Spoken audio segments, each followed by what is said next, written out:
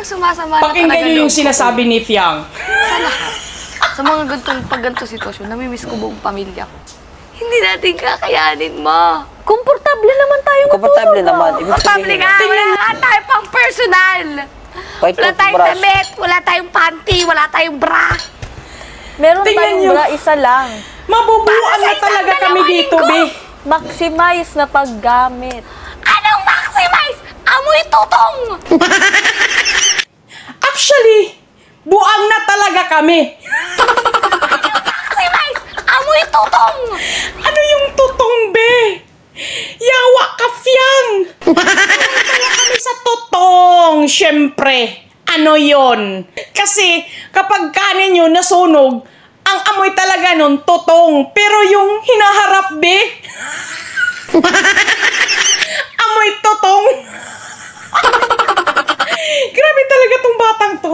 Mabubuang ka talaga. Hindi mo namamalayan na tumatawa ka mag-isa. Siyempre naman, kuya. Sino ba yung hindi mangangamoy kapag isa lang yung pante? Sino bang relate dyan? Aminin na natin na kahit bagong ligo ka, tapos nakalimutan mong maglagay sa hinaharap mo. Siyempre, 1 hour pa lang yan. Magiging totong na yan. Totong talaga, be. Yawa na, Fiang. Nabubuang na talaga ako dito sa'yo. Grabe, ibang klase talaga yung i-above natin na to, eh. Napakatalas ng isip, eh. Kalain mo, ito pa.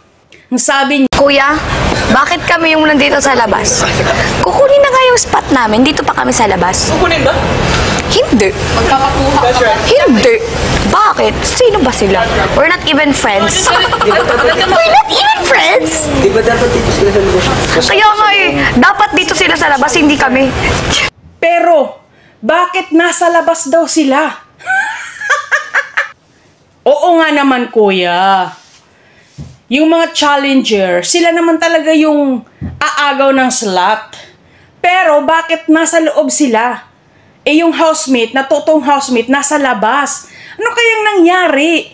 Pero feeling ko, hindi naman siguro aagawin ng challenger yung slot nila. Pero pakinggan nyo yung sinasabi ni kuya.